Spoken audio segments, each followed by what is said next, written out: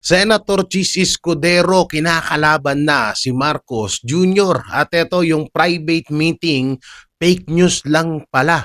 At ito, La Chica mukhang ihaharap na sa Senado. So yun mga banateros, mga kabiyaya, isang mabiyayang araw po sa ating lahat at welcome back to my YouTube channel, J. Guevara TV nga po pala. Isa sa mga banateros brothers at ito matitindi ho itong mga ipapakita akong mga video at mga re-reactionan natin mga video dahil itong si Senator Chis Escudero ay talagang grabe na, talagang napapahiya yung mga anti-Duterte dito sa impeachment trial dahil kapag ito ay gumagawa ng katarantaduan itong mga anti-Duterte ay talagang sinusupalpal at sinusuplak ni Senator Chis Escudero. Kaya ngayon ay medyo mainit na talaga itong palasyo at itong si Marcos Jr.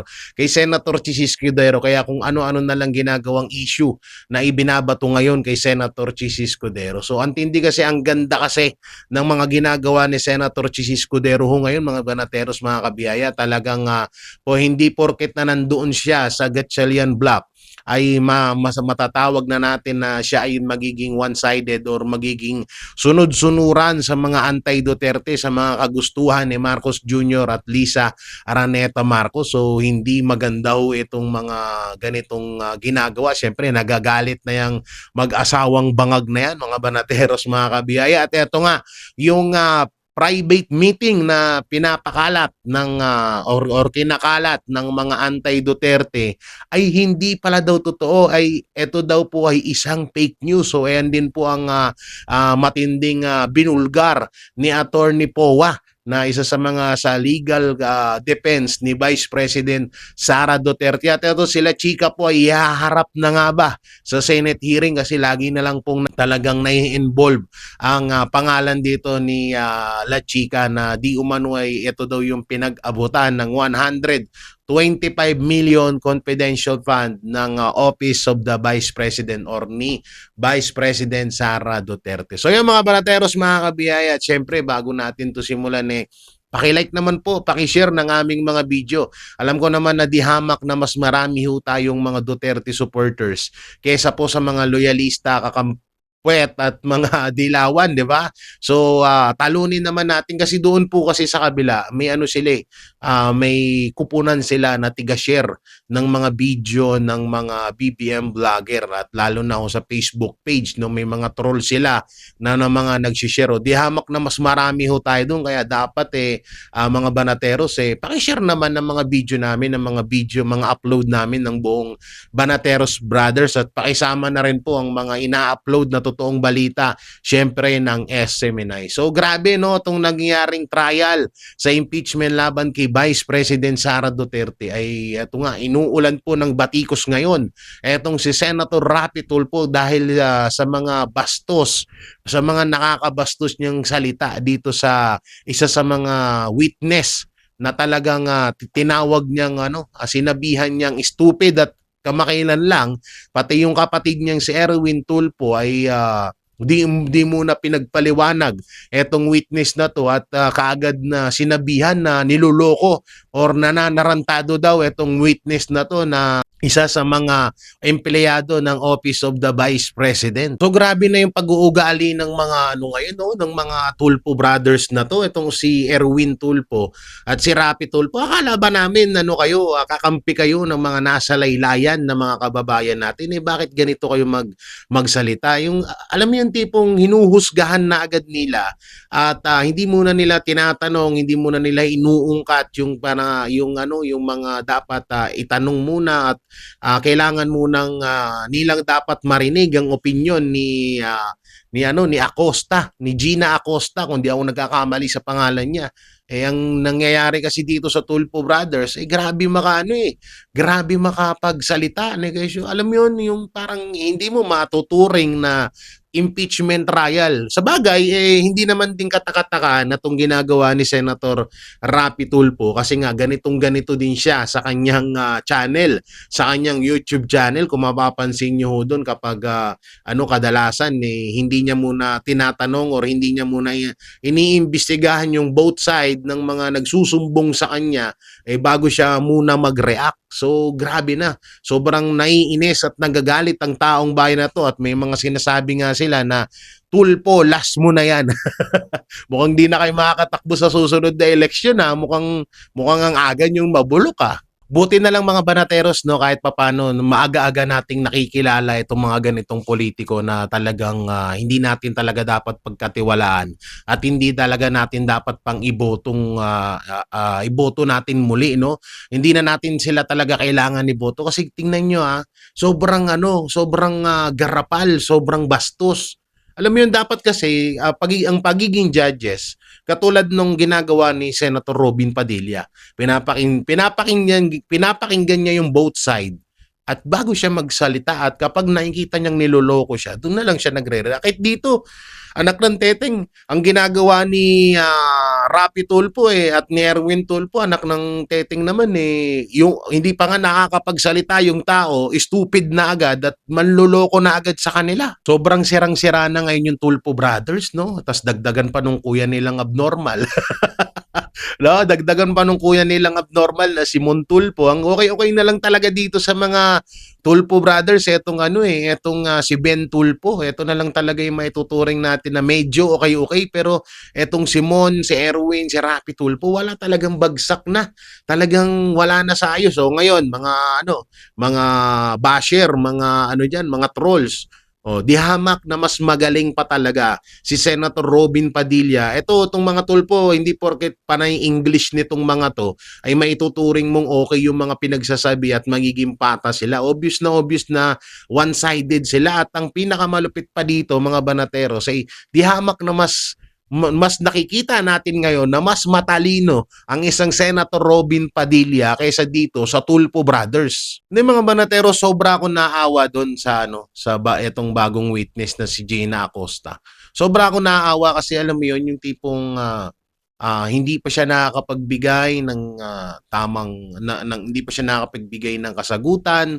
Yung mga ibang senador na yung mga BBM senators, si ano lang talaga okay si Senator Chis Escudero. Pero pagdating dito sa Tulfo brothers, tapos dinagdagan pa ni Risa, putang ina. Ayop na Risa na to, hindi ko may pa dasal-dasal pa, putay na, demonyo ka hoy, hindi ka anghel. Wag kang magdasal, baka bumula yung bibig mong, hayop ka. Di sobra ako tawag-tawa nung nagdadasal si Rizzo. Sabi ko, sino kaya dinadasalan nito? Si Satanas? Dinadasalan niya siguro yung mga kapwa niya senator na nagpapakontrol sa kay Marcos Jr. no, dinadasalan niya na sumamba pa kayo sa demonyo para maging demonyo pa kayo lalo. Huwag na nagdasal yung demonyo no? Bakit ko ba sinabing demonyo etong si Risa Ontiveros? Ikaw ba naman? 'Di ba? Ginipit mo, winalangya mo, binasdos mo, isa ka sa mga numero unong talagang nanggipit sa KOJC sa isang relihiyon na kauna-unahan sa kasaysayan na ginawa ng isang senadora. 'Di ba? So wala kang makikita na dahilan para babuyin ng isang senator etong isang relihiyon na tanging paglilingkod lang kay Ama at pagkautusan lang ng Diyos yung kanilang mga ginagawa doon sa kanilang sa kanilang compound. Tapos isa ka sa mga pasimuno na nanghusga doon sa pastor nila na si Pastor Apollo Kibuloy na kahit hanggang ngayon hindi pa nga nailalabas yung tunay na ebidensya, wala kayong maipakitang ebidensya labang kay pastor, pero kung husgahan mo na si pastor ay grabe, kaya talagang maituturing ka na malademonyo kang hayop ka. Kahit tuloy si Senator Amy Marcos napalaki yung napataas yung kilay kasi nga tangina alam nila no. Alam nyo, kahit anong dasal ng isang tao, sa totoo lang yan, katulad yan, yung mga dilawan na ginagamit, yung mga simbahang katoliko, kahit gaano kayo, kahit pari pa, kung talagang demonyo kayo, demonyo talaga rin, makikita at makikita talagang kahit anong gawin mong pagtatakip, pagiging mainhin, pagiging talagang na napaka-perfect ng mga salita mo, napaka-perfect ng mga speech mo, may padasal-dasal ka pa, putang ina makikita at makikita talaga ng bawat Pilipino kung ano talaga yung tunay na ugali mo. Kaya nga, etong si Risa ay talagang pinagtatawanan lang ng mga netizen. Kasi nga, alam naman na nila kung ano yung ugali nitong hayop na to. Biruin mo, nananahimik yung isang relihiyon tapos babastusin mo, 'di ba? So sobrang nakakabuisit, sobrang nakakagigil na alam mo yung ginagamit. Kadalasan nangyayari din talaga to sa mundo ng politika dito sa Pilipinas na ginagamit nila yung pagiging di umano parang ano daw pinamumukha nila sa atin na sila ay mga makadiyos yan. Ay, marami may mga si Abalos nga dati, 'di ba? Oo, pagkatapos niyang walang yain, isa sa nang walang ya sa kay OJC at kay Pastor, puta na, nagsimba ang hayop. So kadalasan yan mga banateros, ginagawa talaga nila yan. Talagang hindi na ho rin ho bago sa atin yan na ganyan. Na yung mga politiko ay ginagamit ang isang relihiyon or pinamumukha lagi nila sa atin na sila ay mga makadiyos na kahit sila naman talaga ay tunay na mga demonyo. So hindi na rin bago yan. Marami nang gumagawa. Lalo sa mga dilawan, putay na gawain nila yan. Kaya hindi na bago sa atin yan mga banateros. At sa wakas mga banateros, sa kauna-unahan, sa kasaysayan, sa loob ng magdadalawang taon at sa sumunod pang sa mga nakaraang pang taon mga banateros, sa wakas narinig na natin magsalita etong si Senator Lito Lapid sa wakas. Tangina si Senator Lito Lapid, puta na senator pala tong hayop na to. Hindi man lang tayo na-inform, di na wala tayong kaalam-alam na meron palang isa pang senador. Putang ina. Sa wakas nagsalita siya kasi doon daw sa confidential fund yung isa daw doon ay may apelidong Lapid. So nagpapasalamat daw siya kay La Chica, kay Col La Chica kung nabigyan daw yung kamag-anak niya kasi sabi daw ng tatay niya ano daw tawag dito yung kapag Lapid daw kamag-anak niya rin daw agad yan. Yun daw sabi ng tatay niya. Pero dito, mga banateros, tignan nyo pagkukumparahin natin Senator Robin Padilla, Tulfo Brothers at si Lito Lapid. Grabe. Sobrang sapaw na sapaw ni Senator Robin Padilla. Etong Tulfo Brothers, wala talaga silang binatbat. May pa-English pa yung mga hayop na yan. Pero putay na, talagang, alam mo yun, yung maganda lang talagang pakinggan. Etong Tulfo Brothers magsalita. Pero alam mo, sa totoo lang doon mo makita kapag wala talagang utak ang isang senador. Katulad nga niyan, nila Lito Lapid, Rapi Tulfo at Erwin Tulfo. O ngayon, mga BBM vloggers, mga basher dyan, ba't hindi nyo binabash etong mga katanungan nila Rapi Tulfo, Erwin Tulfo at Lito Lapid? Di hamak na mas generic kaysa sa mga tanong at mga sinasabi ni Senator Robin Padilla. Hindi po, tayo na, tignan nyo yung, panoorin nyo yung kay Lito Lapid, buta tawang-tawa ako. Sabi ko, senador ba to? Ako kayang-kaya ko rin itanong yun Parang alam mo yun, yung tapos ang masama pa niyan, kumuha pa siya ng idea doon sa isang senadorang demonyo na isa ring tanga-tanga na si Senator Risa Ontiveros. Kumuha siya doon ng idea na, di ba, narinig niyo doon sa hearing, kagaya po ng sinabi ni Senator Risa Ontiveros. O, di ba?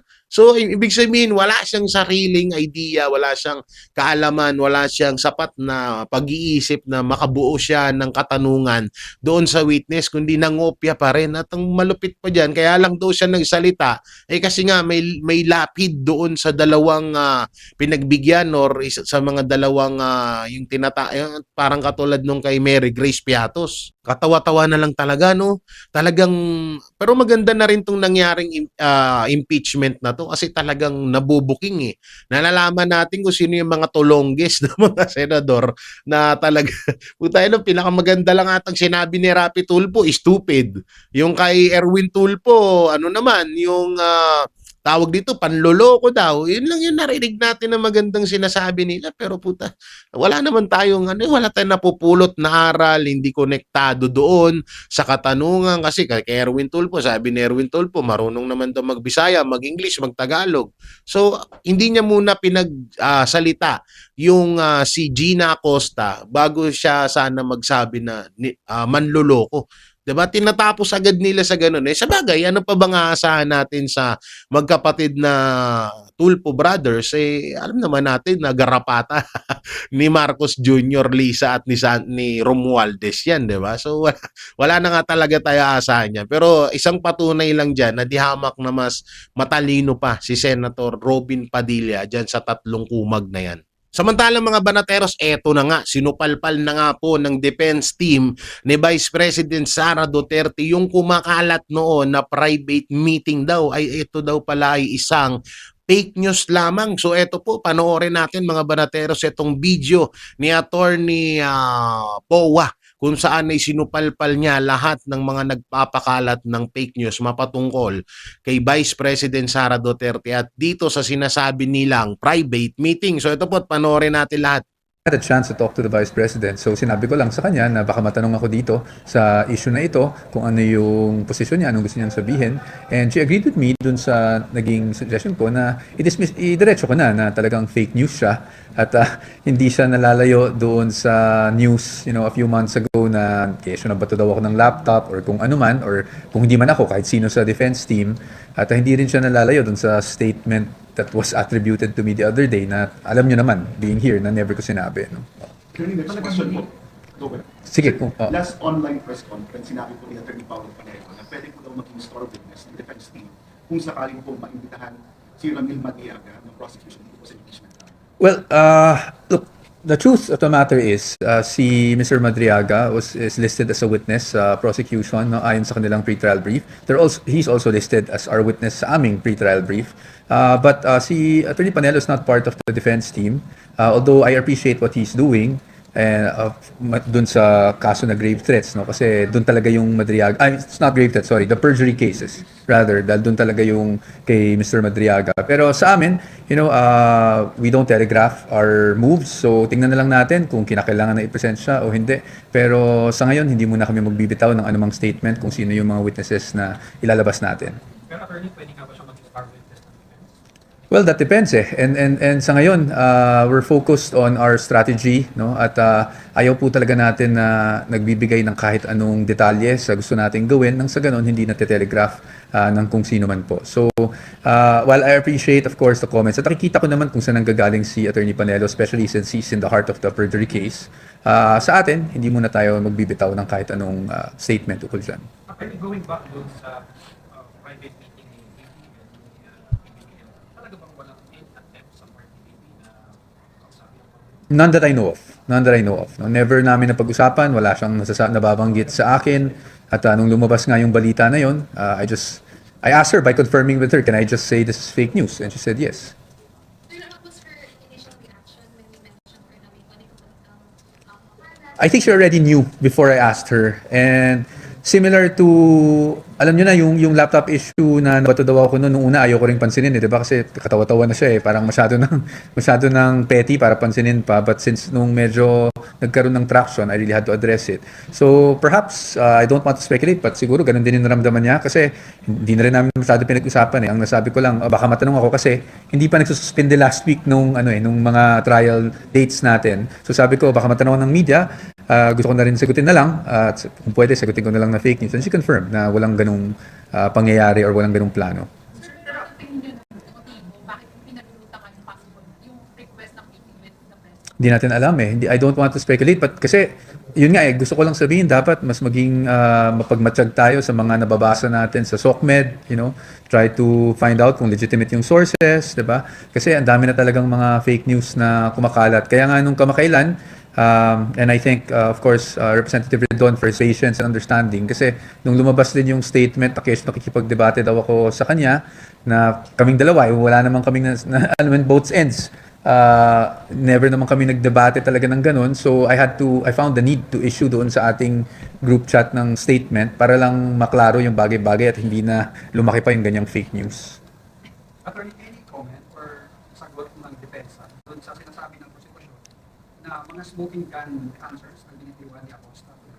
Well, that's their position. As you know, we're advocating for different points of view. So, while we may disagree, diba, yung appreciation naman yan, parati kong sinasabi, is really up to the impeachment court, the senator judges, kung ano yung naging appreciation nila. So, of course, the prosecution will say their piece and have their side. The defense will also have her side. But at the end of the day, it will really depend kung paano na-appreciate ng ating mga senator judges yung mga naging pahayag ni Ms. Acosta sa kanyang testimonya. Sir, during the recross, it was brought up na Acosta met with one of your lawyers. May we know the nature of that meeting? Can you expound on that meeting? I wasn't aware. I wasn't present in that meeting. According to Ms. Acosta, it was a few weeks ago, 2 weeks ago, I think that's what she said. And basically, what she mentioned was that she was just asking what to expect, no, during the proceedings. So, but I personally have no personal knowledge about what transpired and what was the exchange because I was not present in that meeting. And hindi sanction ng defense team yung meeting na yun. Well, ako hindi ko alam kung ano, no, but that's ang sa amin naman sa lawyers, it's more of we're very careful kasi with the witnesses kasi while Ms. Acosta is also listed as our pwede namin maging witness, 'di ba? Like last year pa lang kasama na siya sa iniisip namin ng mga witnesses dahil siya naman talaga yung SDO. We're very careful nowadays, especially pag under subpoena na. Hindi na namin talaga kinakausap. Kung lumapit man ng itong mga witnesses, ang masasabi lang kasi namin is more on broad strokes, like maybe what to expect, paano ba yung procedure, sino unang magtatanong, no? But as to the details kung paano sagutin yung tanong for ethical reasons, we're very careful about that. Attorney, yung hearing kanina may mga lumabas na bagong pangalan. At meron pa mga binabanggit si Attorney Liputan na modus, scam, asuklam-suklam. Sa publiko kong nakikinig, pwedeng isipin na talagang yung confidential fund ay nagkaroon ng corruption. Oo. Ano niyo ho'y paliliwanag ito? Gusto iisipin na ito na yun. Ito na yung gusto nila marinig from the prosecution. Well, unang-una sa lahat, no, we objected to the use of those words kanina at nagpapasalamat naman tayo sa presiding officer na na stricken off the record lalo na yung word na scam at yung modus sinabi naman ng ating presiding officer na maaari namang sabihing standard operating procedure dahil pag sinabi mong modus may insinuation kasi yun no na baka ma-mislead ang publiko but nonetheless we of course different styles for different lawyers, we appreciate that. Ang trabaho naman ng defense is mag-object sa ngayon pag may mga ganong mga salitang nabibitawan pero paano namin didepensahan yan, you'll have to wait for when we present our evidence in chief para makita ng taong bayan kung ano pa talaga yung nangyari sa pondong ito. So ayan po mga banateros, no, binweltahan ni Attorney Powa dito sa mga itong mga fake news na to. Pero ang pinagtataka ko dito, bakit binabalita yung mga ka-fake newsan na yan ng ibang mainstream media? Napagkahalataan na nga talaga kayo na totoo nga ang sinasabi ng 14 Brave Marines na na tumanggap kayo ng milyon-milyon galing kay Marcos Jr. at kay Martin Romualdez. Di doon din ako nagtataka bakit bakit alam mo yun yung tipong yung mga alam naman na nilang fake news katulad na lang yung namato daw ng laptop si Attorney Powa. So ibinalita din yun ng ibang mga bayarang media. So hindi na kayo hindi na kayo nagre-research, talagang ibinabalita nyo na lang talaga bagay. Hindi na rin naman yan bago kasi nga pag against sa mga Duterte, kasiraan ng mga Duterte, ibinabalita nyo. Pero kapag kasiraan ni Marcos, tagong-tago kayong at talagang iniiwasan yung ibalita at puro lang ka-fake newsan laban lang sa mga Duterte yung mga ibinabalita nyo. So hindi na rin kami magtataka kasi ganyan naman talaga kayong mga hype kayo Pero malupit dito, no? Talagang pinag-aaksayan nila ng panahon para lang alam mo yun, may masabi. Tapos ang malapit pa dito, kapag ibinalita ng ibang mga bayarang media, yung fake news na yan, sinasakyan din ng mga ulupong, ng mga dugyot, ng mga vlogger ni BBM, no? May mapapanood nyo yan sa mga vlog nila yan. Sa bagay, hindi na rin naman din bago yon. Kasi nga, ganun na talaga yung simulat sa pool na binablog nila yung against sa Duterte. Kesyo, may kabit daw si BP Sara. Si Kesyo, nabuntis daw si BP Sara. Kesyo si BP Sara daw ay, alam mo yun, yung jowa daw. May bago sila ngayon jowa daw si Attorney Lopez. 'Di ba? So grabe yung mga ka-fake newsan nila na ang malapit dito sinasakyan ng mainstream media. 'Yun yung pinakamalupit diyan. Yun yung may tumawag pa hype na yan. Alam naman na nagba-vlog ako. Ito yung pinakaayaw ko yung tatawag-tawag na naka-vlog ako, hype na yan. Hindi ayaw mo, mag nga kayo sa susunod. Mag-chat muna kayo bago kayo tumawag. Hindi sa totoo lang kabastusan po yan yung rektang tawag. Although kahit kamag-anak nyo, pinsan nyo, tropa nyo, kapag may itatanong kayo, mag-chat muna kayo. Ano, hindi natin alam ang yung mga sitwasyon ng bawat isa sa atin kasi para sa akin kabastusan yung ganun na re-rekta ka tatawag at magtanong ka muna. So grabe no, talagang lipana na po talaga yung paglaganap po ng fake news laban sa mga Duterte at lalong-lalo na ho ngayon na nalalapit na ang 2027 kaya etong mga vlogger ay todo kayod na. Todo kayod na yung mga trolls, mga pages para siraan ng mga Duterte kasi nga, yun mo nagtulong-tulong na silang 3 grupo pero hanggang ngayon hindi pa rin nila matalo-talo ang mga Duterte sa paninira nila. Ang laki-laki ng ang laki-laki ng ibinabayad sa kanila, umaabot ng halos 400 million at kay Senator Amy Marcos galing yan na sinabi niya na pinupondohan ng mga trolls, mga vlogger, mga Facebook page at yung mga ka-fake newsan sa media ay ginagamit nga at pinupondohan. Pero sayang no. Ibre mo 400 million. Tapos napupunta lang sa mga vlogger, sa mga Facebook page, sa mga trolls na imbis dapat tayo yung nakikinabang niyan, ang tindi. Sa bagay, hindi kasi nila pera yan, kaya ganyan sila magwaldas ng pera natin, kaya ganyan na lang sila ganyan sila kagkagalante, di ba? Nabalitaan din natin, ayon kay Sir Greco Bellica na kapag may hearing sa Congress at madiin ng banat sa mga Duterte, di ba? May additional talent fee daw, may another 5 million. Halimbawa na sa kada congressman, kada hearing na mapag-usapan ng impeachment, ang ginagawa kapag madiin daw yung patama sa mga Duterte, may additional daw na 5 million. So, nakikita din na rin natin yan at lumalabas na rin yan na parang ganun na nga, parang totoo nga kasi pero mo yung ibang mga congressman, tingnan mo si Benny Abante matagal na mahinga, di ba? Di pa natuluyan. Matagal na mahinga to si the greatest pastor Benny Abante. Biglang bumanat na naman sa mga Duterte. May mga ganun nga, may mga nababalitaan tayo na kapag biglang susulpot, biglang mawawala, ano daw yan, parang pinupukaw. Parang kada banat ata binabayaran sila. So kapag kailangan na naman nila ng pera, babanat na naman sila sa mga Duterte. Kagaya nga nito, yung pinaliwanag ni Attorney Powa na na private meeting daw, 'di ba?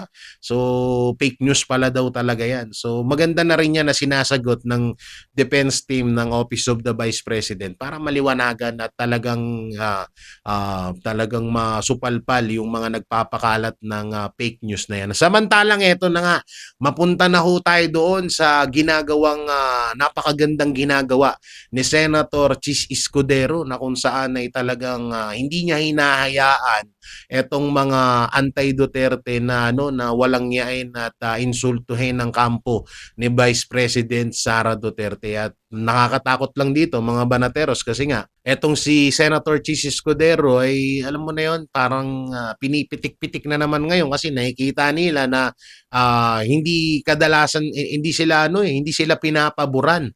Kahit din naman ako, kahit naman din siguro sino kung bilang presiding officer, 'di ba? So hindi ko naman din nahayaan talaga yon na hindi naman nakasama yon sa impeachment trial, sa hearing, hindi naman na kailangan pang sabihin yung mga scam na yan. So over na tong mga anti-Duterte.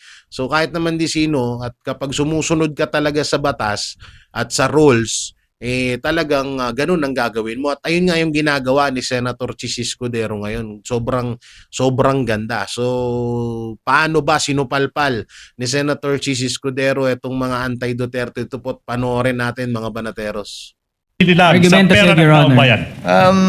Argumentative. Counsel, it's not only argumentative, but kindly use appropriate language as well inside this court. Your Honor, may we move to strike that last question, Your Honor, for being impertinent, Your Honor. It's very much pertinent. I tend to agree with counsel for the respondent. The word scam is stricken from the record. It did not come from the witness's mouth. kindly reform a bit, counsel. I think I know where you're getting at too. And you've That said would it be all anyway. for the prosecution for this witness, Your Honor. Witness, last stretch, 6.2.3.1 of the joint circular, repeat, 6.2.3.1, sinasabi ng joint circular na ikaw ay required to submit a liquidation report. Tama po ba? Opo, Your Honor. In fact, nag-submit ka ng liquidation report dated January 10, 2023. Okay? For the Office of the Vice President sa paggamit ng confidential funds. Hindi po ba? Opo, Your Honor. Excuse me, Your Honor. Pwede Yes, mga ma'am. yung kopya. Yes, ma'am. We will do that.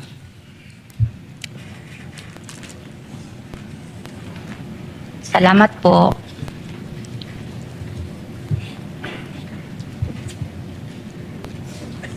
Sir, excuse me, sir. Same ba ito dito? Ang date? Same? Okay po, Your Honor. Now, so sinicertify mo na lahat ng mga data nasa reports are correct, di po ba? Sinicertify ko po kung ano ang nakalagay dito sa liquidation report na ito. Now, opo ma'am, I'm showing you now liquidation reports for the first, second, third quarters ng 2022. May same certification, di po ba? Sa naging liquidation report nyo sa 2022, ano yung mga nakasaad dyan, di po ba? Same ano yung sinecertify nyo sa liquidation report, di po ba? Opo, Your Honor. In fact, yung pangalang Sara Z. Duterte as Vice President, makikita natin sa liquidation report for the fourth quarter of 2022, diretso na, first, second, third quarter ng 2023. Tsaka may pirma sa pangalang Sara Z. Duterte sa mga dokumentong iyan. Yung mga pirmang ito, mga pirma ng ating Vice President, hindi po ba? Pirma po niya ito, Your Honor. So sinasabi nyo na yung Vice President din nag-certify sa lahat ng liquidation reports pinakita sa iyo, in total, 500 million pesos, 500 million pesos. Sinasabi din ng Vice President na tama yung pinagamitan ng confidential funds, hindi po ba? Ang sinertify po niya dito, Your Honor, is purpose of cash advance duly accomplished. Yes. Now, I will repeat this question. So kung nakapag-certify kayo na duly accomplish yung purposes ng cash advance, yung certification, base lang yan sa ano yung sinabi ni Colonel Lachica sa inyo, hindi po ba?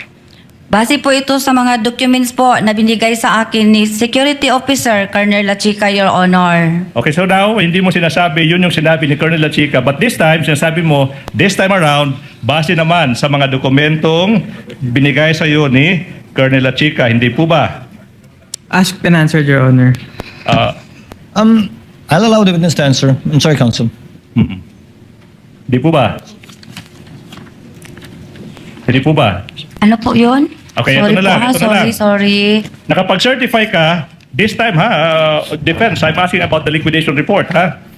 Nakapag-certify ka sa liquidation report na tama yung pinagamitan, kahit hindi mo nakita personal paano ginamit ni Colonel Lachica yung pera, hindi po ba? Misleading, Your Honor. The this liquidation is- report contains a different statement, Your Honor. It's box A, certified correctness of the above data, Your Honor. So the factual premise of the question is incorrect, Your Honor. That's a liquidation report, Your Honor. Let me counsel. Yep. Let me counsel.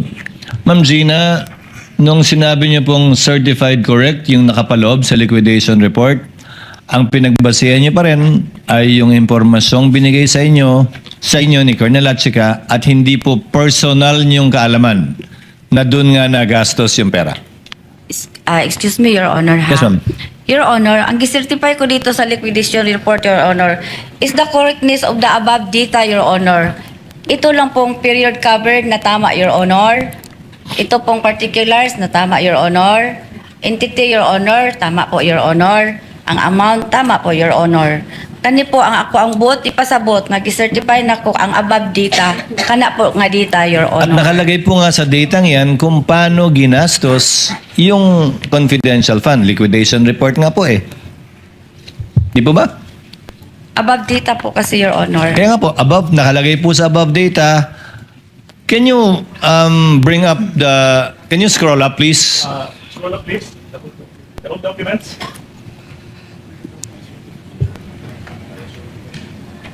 Can you zoom in on the Please. particulars?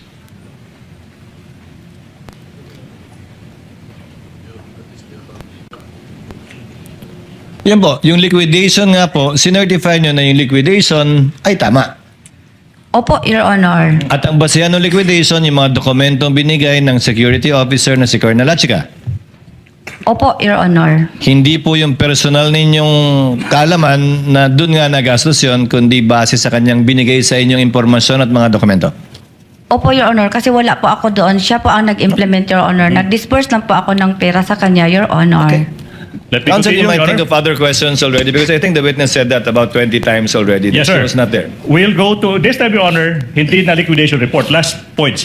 Accomplishment report naman. Or, let's not belabor the point, ma'am. I'll go directly to the point. Accomplishment report for 2022, 3 quarters. Sinasabi nyo na tama yung pinagamitan ng pera ng taong bayan, 500 million pesos, kalahating bilyon pera na taong bayan. Sinertify nyo na tama yung pinagamitan kahit wala kayong personal na alam kung totoo bang tama yung pinagamitan ni Colonel Lachica. Kasi nga, nag-rely lang kayo sa sinabi ni Colonel Lachica sa inyo, hindi po ba? Nag-rely Misleading, po Your ako. Honor. The witness testified that she relied on the statements and the documents, not merely the. That is my question, Your Honor. If she relied on That was the question, Counsel. If she relied on the documents given and statements made by Colonel Lachica, which you said several times na confidential yun, di ba? You may repeat it again, Ma'am Gina. Your answer.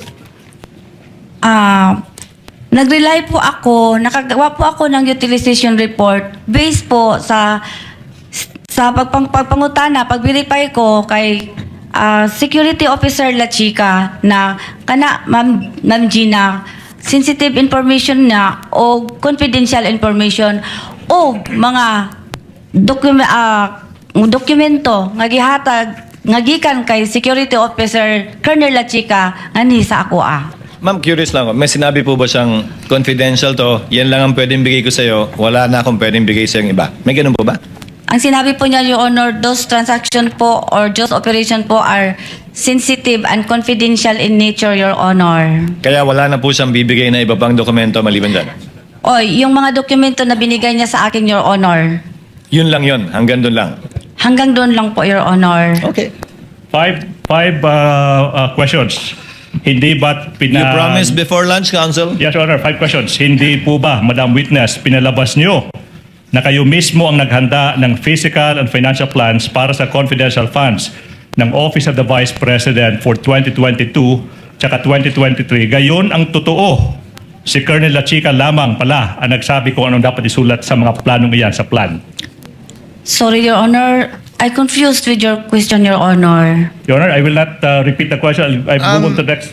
I think that's already on the record, Counsel. Yes. Ma'am Gina, sinagot nyo na po dati yan. Opo. Na yung physical and financial plan na hinanda nyo, kumuha kayo ng input kay Colonel Lachica. Hindi po ba?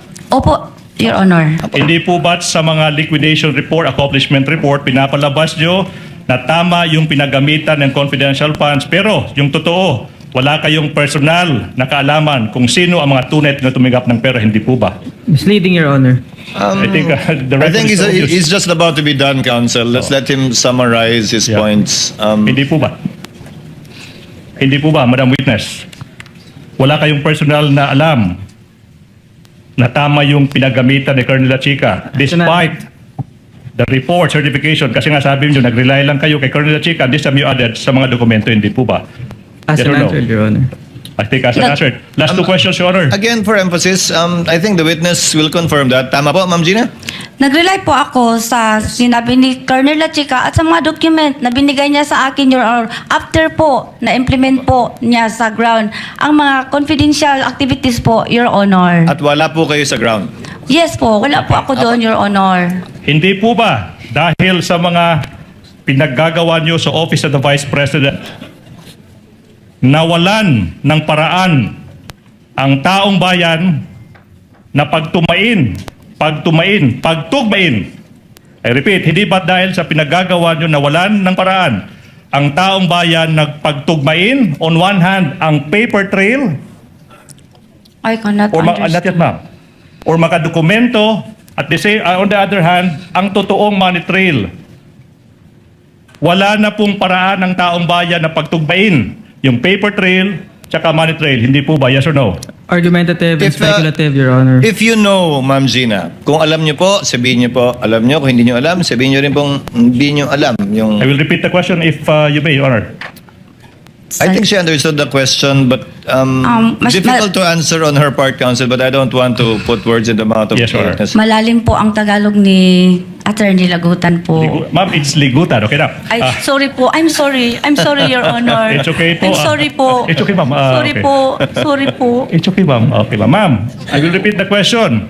Kasi nga, sinasabi nyo, wala namang kayong kinalaman sa paano ginamit ni Colonel Lachica yung pera, pero sinecertify nyo na tama yung pinaggamitan ng pera. So di po ba, yung taong bayan nawalan ng pamamaraan na pagtugmain, i-match yung mga dokumento, paper trail tawag natin dyan on one hand, tsaka yung aktual na paggamit ng pera or money trail. Napakaklaro na po. Nawalan po ang taong bayan ng pamamaraan at pagtugmain yung dalawang bagay na yan. Yes or no? Speculative, Your Wala Honor. po. It's not. It's not. Wala nawalan ang, ano yun? Hindi nawalan. Hindi nawalan, Your Honor. Okay. Kasi pwede po nila tanungin ang aming security officer na siya po ang nagpapatupad ng mga...